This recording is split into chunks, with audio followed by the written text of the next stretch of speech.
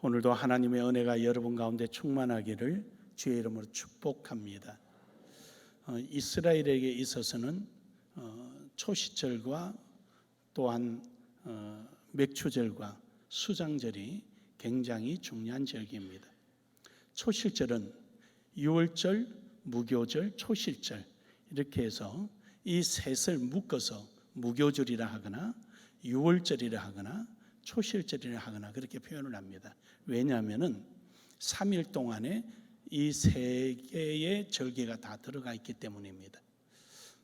근데 이제 이 초실절로부터 시작해서 50일째 되는 날을 오순절, 이 날을 맥추절이라 그럽니다. 근데 초실절을 밀을 추수할 때도 있고 보리를 추수할 때도 있는데 이것은 밀이냐 보리냐 그런데 두 가지 다입니다. 왜냐하면요, 이스라엘은 나라가 길어요. 이렇게 아주 길죠. 남북이 너무 길어가지고 예루살렘이 이 중부에 있게 되죠. 그 중부에서 중남부 쪽에 내려와 있죠. 예루살렘이. 그러니까 이 예루살렘을 기준으로 잡다 보니까 저 위에는 아직도 밀이 추수가 끝나지 않았고 여기는 보리를 추수하는 이러한 기이한 현상이 일어납니다. 너무 기니까. 그래서 여로보암이 그것을 착안해서 남북으로 나눠져 있을 때 북쪽에 있는 백성들이 남쪽으로 예루살렘으로 이주하지 못하도록 거기는 절기를 늦춰버리죠. 그 절기를 우리는 늦게 하자. 왜냐하면 북쪽은 곡식이 늦게 익으니까 다 익은 다음에 추수하자. 이런 편법을 써가지고 북쪽에 있는 백성들을 자기 그 지역으로 이렇게 이주하지 못하도록 묶어두는 이러한 아주 악을 해가기도 했지요. 그러니까 하나님께서는 개인의 사정에 있는 것이 아니라 하나님이 중심이거든요. 여러분 출애굽할 때 그 200만이 넘는 나라가 이동을 하는데 출산하는 사람도 있을 테고 아픈 사람도 있을 테고 다 있지만 하나님의 구름기둥과 불기둥이 움직이면 무조건 따라갔습니다. 그래서 우리 신앙은 하나님이 중심이지 개개인의 입장에 맞춰서 하나님께 요구해서는 안 되는 겁니다. 그래서 우리는 하나님을 맞춰가는 거죠. 그래서 오늘 여기 있는 본문 말씀에서도 보면은 이 맥추절의 의미는 좀 각 절기의 의미가 다 있지만 맥추절의 의미도 우리에게 있습니다. 그것은 바로 이스라엘 백성들의 변화를 꾀하는 거죠. 무슨 말이냐 그러면은 이스라엘 백성들이 400년 동안 애굽에 종살이를 하다 보니까 능동적이기보다는 피동적이죠. 즉 다시 말해서 어떻게 하면은 감독자의 눈을 피해서 좀 쉴까? 하라는 일 아니면 안 하고 싶은 거예요. 그게 이렇게 아주 피동적이죠. 그러나 우리 신앙은 능동적이어야 되는 거거든요. 그러니까 이런 피동적인 사람, 또 거기 더더군다나 하나님을 경배해야 되는데 이들은 맨날 우상 숭배, 이런 우상 저런 우상, 온통 온갖 우상을 다 접하다 보니까 이들에게 있어서 하나님의 경외하는 법을 가르쳐야 되겠죠. 또 바뀌어야 될 것이 있었죠. 그것은 이들이 그동안에는 감독자의 말에 마음이 다 빼앗겨 있었어요. 감독자의 눈치만 봐도 알아서 움직였죠. 매 안 맞으려고. 그러나 이제는 하나님의 말씀을 듣고 살아야 되는 거죠. 이러한 신앙의 변화를 요구했던 거죠. 그러기 위해서 하나님께 주신 것이 언약이었습니다. 그 언약을 이스라엘 백성들이 출애굽하고 나서 50일째 될 때 하나님께서 시내산에서 모세를 불러서 그에게 율법을 줍니다. 그래서 이 율법을 준수하게 하는 거죠. 그러니까 이 율법은 이제 그동안에 우상을 보던 그들이 우상을 철폐하라고 말씀하시게 되죠. 하나님께서 이제 땅에 있거나 하늘에 있거나 어디 있거나 하나님의 신상을 만들지 말라 그러는 거죠. 우상을 버리게 만들고 오직 여호와 하나님을 경외하게 하고, 그리고 하나님의 말씀을 듣게 하고 하나님의 뜻대로 살아가도록 하나님은 이제 이 율법을 통하여 언약을 주신 거죠. 이 율법을 통하여 언약 백성이 되고 언약이 체결되는 것입니다. 그래서 이 맥추절이 바로 이 율법이 주어진 날이 맥추절 때예요. 그래서 이 맥추절의 의미가 이 속에 있는 겁니다. 그러므로 여러분, 첫 번째로 우리는 맥추절의 의미는 하나님의 언약이다라는 것입니다. 하나님의 언약에 의하여 이루어지는 것입니다. 그래서 출애굽기 19장 24절에 보면은요, 여호와께서 그에게 이르시되 가라, 너는 내려가서 아론과 함께 올라오고 제사장들과 백성들에게 경계를 넘어 나 여호와께로 올라오지 못하게 하라. 내가 그들을 칠까 하노라. 여기서 지금 이제 하나님께서 이스라엘 모세에게 가서 백성들을 전부 다 목욕 재개하고 그 다음에 3일 동안 몸을 잘 간수했다가 그 다음에 내게로 올 때 옷을 다 빨아서 깨끗하게 해서 나와라. 그러나 어느 일정한 경계선을 두고 거기에 넘어오지 못하게 하라. 다만 아론만 데리고 와라. 이제 아론만 데려오라는 것은 이유가 있습니다. 하나는 아론에 대한 권한의 부여입니다. 즉 율법이 주어지고 남부터 제사장 제도가 세워져서 아론에게 대제사장으로 그 권한이 이양되는 것을 말씀하고 있고, 두 번째로는 율법의 제정에 대한 하나님의 보정적 성격이 있습니다. 하나님은 어떤 일을 할 때 정인이 꼭 있어야 되거든요. 두세 명이. 그러니까 모세에게 주어진 이 율법을 이 패역한 백성들이 그 율법은 우리하고 관계없다 이 소리를 할 수가 있다는 거죠. 그래서 하나님께서 아론을 정인으로 세워두는 것입니다. 그래서 이렇게 해서 하나님이 율법을 그들에게 전해주게 되는 것입니다. 그리고 출애굽기 24장 1절에 보면은요, 또 모세에게 이르시되 너는 아론과 나답과 아비후와 이스라엘 장로 70명과 함께 여호와께로 올라와 멀리서 경배하고. 이제 두 번째는 어떤 정인을 세우느냐, 이제는 아론과 아론의 아들들이 대를 이어 대제사장이 될 것을 명령하고 있는 것입니다. 그게 바로 나답과 아비후, 즉 아론의 아들들이죠. 그러니까 아론에 이어서 그 아들들이 이제 하나님의 율법을 관리하고 감독하고 가르치는 대제사장이 될 것이다. 그것을 70명의 장로들을 불러 모아서 그 70명의 장로들이 그 이제 정인이 되도록 만들어 놓는 거죠. 그러니까 우리 하나님 보면은요, 굉장히 철저하셔요. 그러니까 우리가 아니요라고 거부할 수 없도록 만드는 거죠. 아니요라고 말하지 못하도록 하나님이 이렇게 만들어 놓으시는 거예요.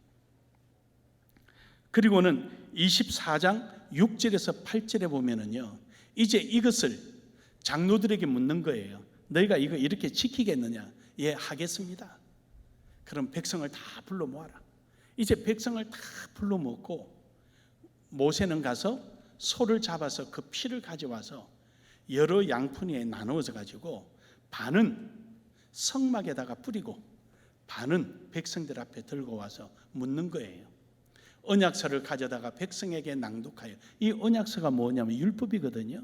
이제 그동안에 우상을 위해서 일을 하고 그 다음에 감독자의 말에 즉각적으로 반응하고 그리고 피동적인 이런 삶이 이제 하나님 안에서 하나님만 경외하고 하나님의 말씀에 적극적으로 응답하고 이제 능동적인 삶을 살 것에 대한 약속하는 것이 언약서예요.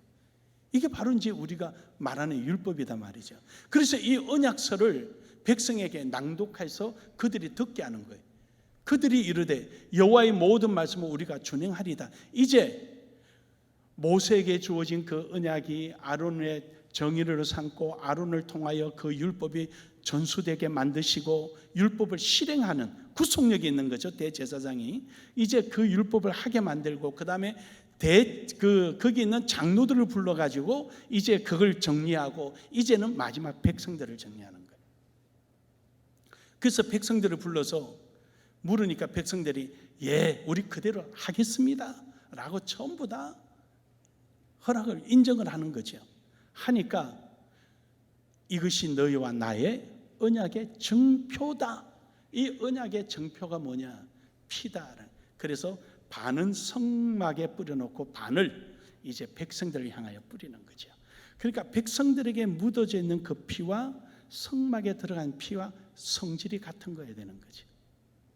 즉 이것은 오늘 여러분과 저에게 주어진 언약이 뭐냐? 예수 그리스도의 피라는 사실입니다. 믿으십니까? 예수 그리스도의 피예요. 그 예수 그리스도의 피가 하늘로부터 왔다는 말뜻은 반은 성막에 뿌려지고 반은 우리에게 뿌려진 것처럼 하나님으로부터 왔다는 뜻입니다. 그래서 여러분에게 뿌려진 그 피가 하나님께 있는 피와 성질이 같아야 되는 거예요.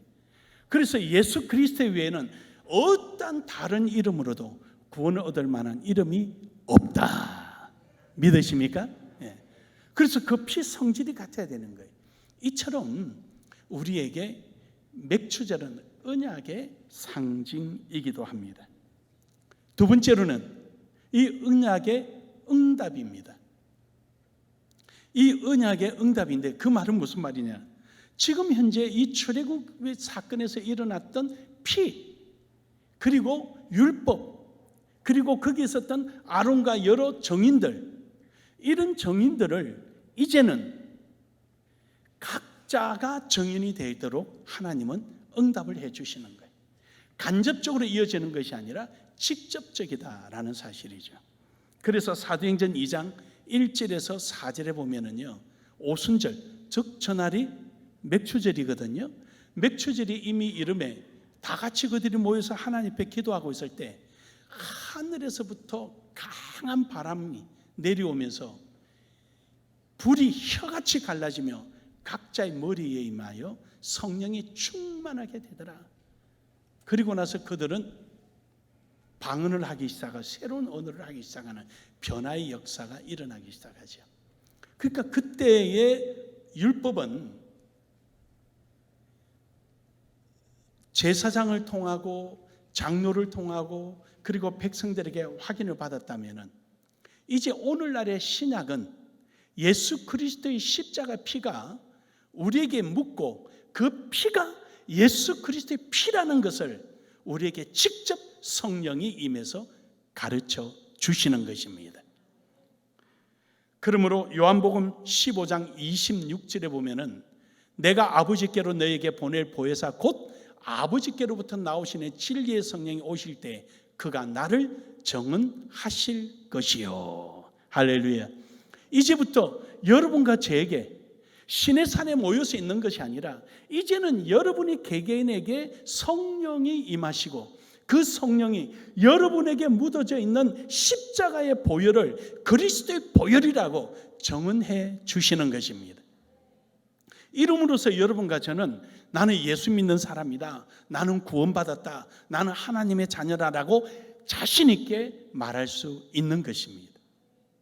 그러므로 여러분, 오늘도 우리는 예수 그리스도의 십자가의 구속의 사건, 그것을 바로 응답해 주시니가 성령의 하나님이십니다. 요한복음 14장 16절에 보면은요, 내가 내 아버지께 구하겠으니 그가 또 다른 보혜사를 너에게 주사 영원토록 너희와 함께 있게 하리니. 구약의 언약은 성소에 있었다면은 오늘의 우리 맥추절의 언약의 응답은 여러분의 마음속에 있는 것입니다. 믿으십니까? 우리의 마음속에 있는, 어디 다른 데 있는 게 아니에요. 우리 마음속에 있는 거지. 고린도후서 1장 22절에 그가 또한 우리에게 인치시고 보증으로 우리 마음에 성령을 주셨으니, 즉 다시 말해서 그가 또한 우리에게 인치시고 하나님의 백성이라는 것을 도장을 꽝 찍어버립니다. 너는 구원받았다라고 정표에 도장을 찍은 거예요. 도장 받을 때 아팠어요? 너무 세게 받아서 눈물 났어요? 아니면 받아서 너무 기뻐서 울었어요? 우리가 성령을 받을 때 그렇게 기쁘고 감사하고 눈물이 나고, 여러분 그런 경험 하잖아요. 너무너무 감사하고. 그래요, 여러분. 우리에게 하나님은 이 약속을 우리에게 각자에게 주신 겁니다. 우리는 거부할 수 없고 우리는 부인할 수 없는, 우리 스스로에게 양심을 속일 수 없는 거예요. 이것을 아니라라고 말하는 사람, 그 사람은 양심이 화인 맞은 사람이에요. 그러나 그 양심이 올바르다면 우리는 예수 그리스도를 부인할 수 없는 거죠. 내가 성령 받은 나는 부인할 수가 없어요. 로마서 8장 16절에 보면은 성령이 친히 우리의 영과 더불어 우리가 하나님의 자녀인 것을 증언하시나니, 즉 성령께서 혼자서 너는 하나님의 아들이야, 너는 구원받았어, 너는 내 거야, 이렇게 성령 혼자서 하시는 거 아니에요. 내가 고백한, 내가 여러분 자신이 고백하는 거예요. 왜요? 우리의 영과 더불어. 이것을 우리는 거듭났다 이렇게 표현을 해요. 중생한 사람, 새롭게 태어난 사람, 성령 안에서 새롭게 태어난 사람. 그러니까 성령 혼자, 성령의 하나님 혼자서 너는 내 것이야, 너는 하나님의 백성이야, 너는 구원자야, 이렇게 하는 게 아니라 내 영이 그것을 알고 같이 고백하는 거예요. 고백되어지기를 주의 이름으로 축복합니다. 그래서 우리는 이러한 고백이 자꾸만 내 양심을 속일 때가 있어요. 마땅히 해야 할 일을 안 했으면 좋겠어, 왜 꼭 내가 해야 돼, 피하려고 그러는 거예요. 아니, 하나님의 자녀면 마땅히 해야 되는 거죠. 그 자꾸만 이럴 때는 안 있으면 좋겠고 저럴 때는 하나님이 자녀가 됐으면 좋겠고 이렇게 이리 갔다 저리 갔다 이러면 안 되는 거예요. 그 우리는 시종, 내 영이 성령과 더불어서 하나님의 자녀됨을 거짓되게 고백해서는 안 되는 거죠. 오늘 여러분과 저는 이러한 고백이 우리 속에 있는 줄 믿습니다. 요한복음 14장 26절에 보면은 보혜사 곧 아버지께서 내 이름으로 보내실 성령 그가 너에게 모든 것을 가르치고 내가 너에게 말한 모든 것을 생각나게 하리라. 그러므로 이제 우리는 그 응답의 표징이 뭐냐? 내 삶이라는, 내 삶. 성령이 내게 예수 그리스도에 대한 모든 것을 가르치고 기억나게 하고 가르치고 인도해 주시기 때문에 우리가 그 증거를 받았다라는 것이 뭐냐? 입으로 받았다라는 얘기가 아니라 내 삶을 통해서 하는 거죠. 왜냐? 성령이 인도하는 대로 순종하고 따라가고 깨닫게 해주니까 아는 체하고 그런 거 아니에요. 그러니까 이제부터는 내 삶이 변화되어서 그 응답의 역사가 내 삶을 통하여 표현되어져야 합니다. 이러한 은혜가 있기를 주의 이름으로 축복합니다. 그래서 세 번째로는 응답의 반응이 있어야 된다. 하나님께서 우리에게 율법을 주어졌을 때 그들의 삶을 통하여서 그것을 어기면은 그들은 가차없이 징계를 받았습니다. 모든 사람들이 그걸 감독하고 있어요. 율법을 어기면은 제사장에 고발하는 거예요. 저 사람 율법 어겼다고. 그러면 잡아다가 정인을 불러서 사실이 그러면은 중하면은, 아주 중하면은 돌을 던져서 사형에 처하고, 그렇지 않으면은 다른 징벌을 내리는 거예요.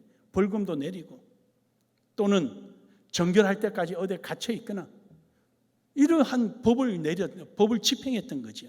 그러나 이제 그 응답이 오늘날의 여러분과 저에게는 맥추절을 통하여, 오순절을 통하여 성령이 우리에게 임함으로 이제는 내 스스로가 나를 감독하는 거예요.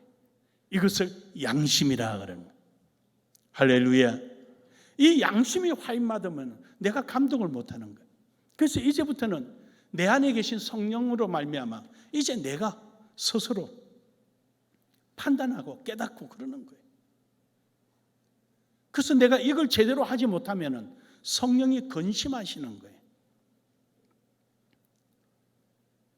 그래서 성령을 근심케 하지 마라 그러잖아요. 그래서 우리는 깨어난 이제 내 영이 새롭게 태어나서 새로운 살아있는 영으로서 옳고 그름을 판단하게 되죠. 근데 옳고 그름을 판단하는 기준이 뭐냐? 예수 그리스도의 말씀인 것입니다. 그래서 하나님 말씀이 자꾸 생각나는 거죠.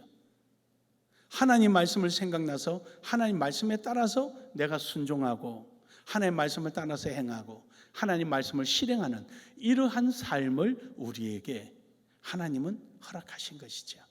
그러므로 여러분, 응답에 반응하는 삶이 되기를 주의 이름으로 축복합니다. 에스겔서 16장 62절에서 63절에 보면은 우리가 이런 삶으로 말미암아 하나님이 나의 하나님 되심을 알게 하는 거예요.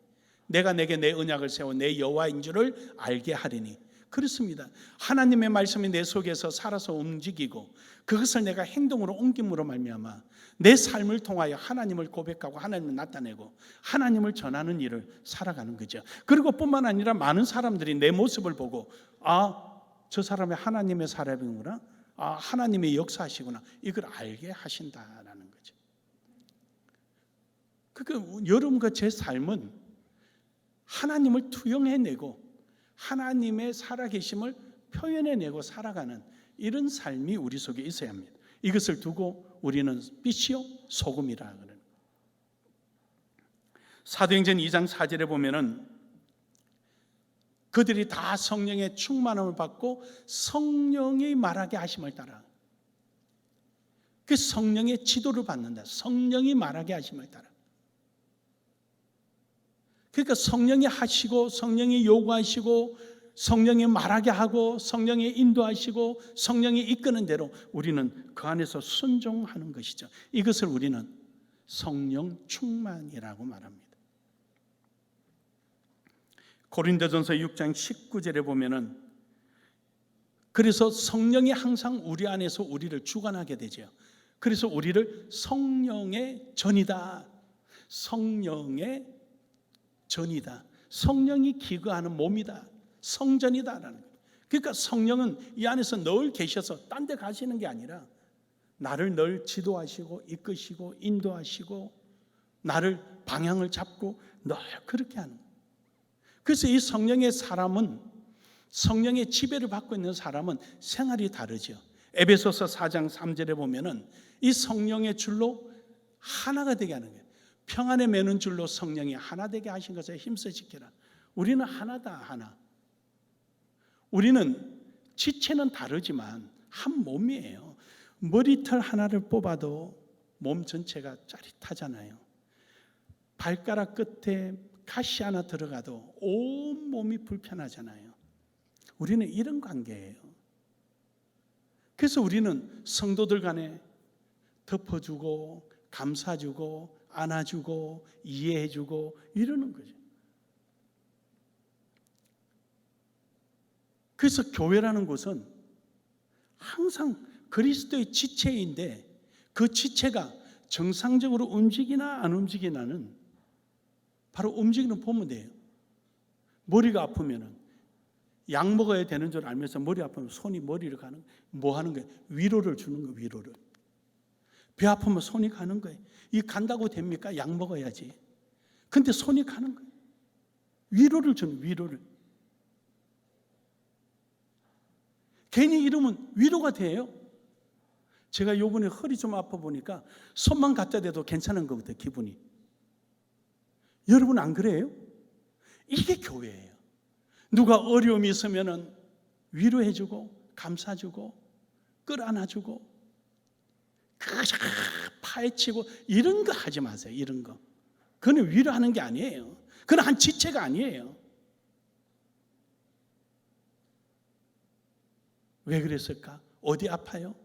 무슨 일 있어요? 말하기 곤란하면 위에서 기도하고 끌어안아주고 감싸주고 이러는 거지. 왜 하나님 지체라 그랬어요? 여러분의 본능적으로 나오는 습관, 본능적인 행동, 그것을 잘 생각해 보세요. 머리 아픈 손 갖다 대요. 혈압 오는데 손 댄다고 혈압이 내려가나요? 약 먹어야지. 그래도 갖다 대면 뭔가 좀 난 것 같아요. 여러분 손 꽁꽁 묶어놓고요, 코 간질간질 해보세요. 얼마나 짜증나나. 그럼 무지 짜증나요. 그 테스트 하고 싶으면 나한테 오면 내가 해드릴 테니까.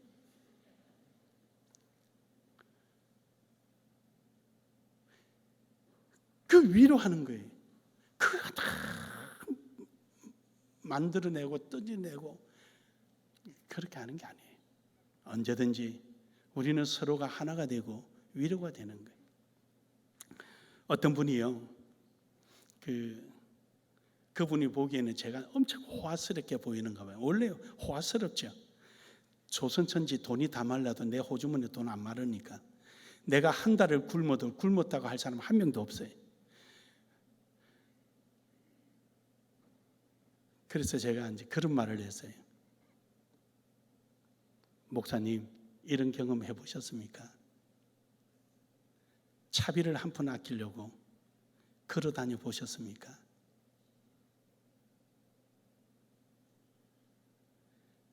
학교 가는데 내려올 때 교통비가 없어서 가락동 시장에서 경북, 경남, 옛날에는 이렇게 그 차 번호가 붙어 있잖아요. 그 트럭을 손을 들어서 아저씨 천안까지 가는데 좀 태워줄 수 있어요? 그렇게 얻어 타본 적이 있습니까?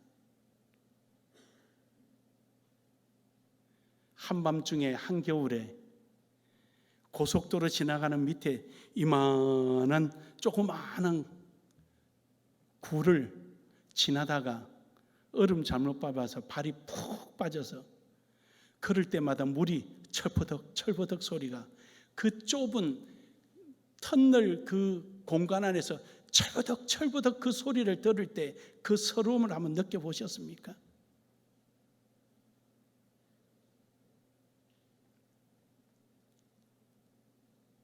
눈에 보이는 게 아니고 보이지 않는 밑바닥이 있습니다. 제가 그 말을 한번 던져줬어요.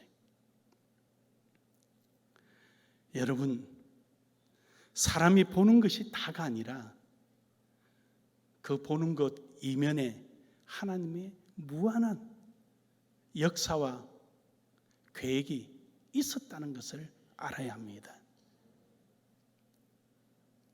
오늘 그냥 괜히 구원을 받는 것이 아니라 우리가 구원을 받기까지 하나님의 그 오래전에 만세전에 계획하시고 준비하시고 고민하셨던 흔적을 우리는 알아야 하는 것입니다.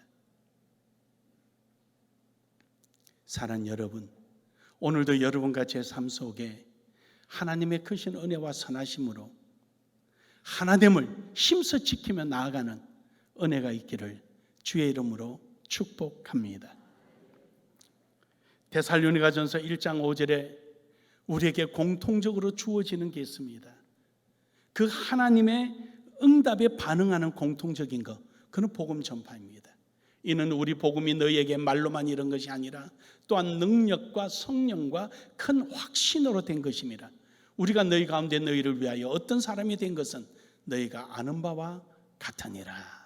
그렇습니다.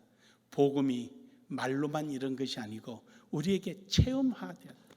내 삶 속에 실제적인 인격화되었다는, 복음이 인격화되었다는. 지금 저 본문 말씀을 우리가 좀 더 철학적으로 각색하자면 인격화되었다. 오늘도 내 속에서 살아서 움직이고 오늘도 그것이 누구에게인가 전해지게 되면은 전해진 대로 구원의 자리로 인도하게 되고 그 복음이 전해지면은 복음에 약속된 대로 하나님의 응답이 이루어지는 이런 인격화되었다는 것이죠. 그것을 너희가 체험하지 않았느냐? 너희가 복음을 받아들이고 복음에 대하여 믿음을 가질 때 그 복음의 약속대로 너희들에게 응답되어지는 걸 누리지 않았느냐? 그걸 아는 바와 같으니라, 그 말씀이에요. 그러므로 여러분, 오늘도 하나님의 복음이 여러분을 통하여 살아 움직이는 역사가 있기를 주의 이름으로 축복합니다. 결론적으로 고린도후서 3장 17절에 보면은 자유를 누리는 것입니다. 이 자유라는 것이 무엇입니까? 그럼요, 공격이 없거나 편안하게 해서 자유가 아니라 많은 어려움과 고통 속에서도 개의치 않는다라는 것이죠. 예를 들어서요, 추첨을 하는데 1,000만 원짜리가 3사람을 추첨해요. 그 다음에 50만 원짜리가 10명을 추첨해요. 그럼 13명이 있어요. 그럼 누구나 당첨되죠? 1번, 몇 번, 몇 번, 몇 번, 몇 번, 9번째, 10번째 부르는 거예요. 10번째, 개똥이 하고 불렀어요. 그러면 내 이름을 안 부르니까, 휴, 다행이다 그런 거예요. 왜요? 그 다음에는 100만 원짜리니까.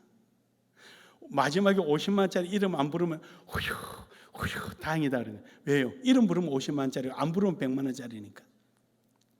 오늘 여러분에게 다가오는 힘들고 어려움이 우리 수치로 환산 한번 해볼까요?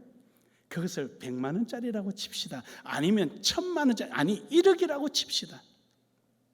그런데 후에 임할 하나님의 언약의 응답은 1000억이라면 어떻겠어요? 감사하겠지요. 좀 돈으로 이야기는 좀 너무 수준 낮게 들리나요? 계산하기 좋아라고 하는 거예요. 여러분, 이것이 우리의 언약에 대한 반응이고 자유예요. 그래서 그거에 대해서 우리는 불만하거나 불평하지 않고 거기에 내 마음을 빼앗기지 않습니다. 이유는 하나님의 더 큰 것으로 우리에게 허락해 주시기 때문입니다. 사랑하는 여러분, 오늘도 이러한 맥주절의 의미를 여러분 마음에 깊이 새기셔서 하나님의 그 언약이 우리의 삶의 변화를 요구하고 그 변화된 삶이 성령의 하나님과 함께 동행하며 그 성령의 하나님과 함께 동행할 때 하나님의 의를 만방에 전파하고 하나님의 자녀임을 삶을 살아서 하나님의 정인된 삶을 살아가는 우리 모두가 되기를 주의 이름으로 축복합니다. 축복합니다. 우리 서로 한번 인사합시다. 새롭게 삽시다. 새롭게 삽시다.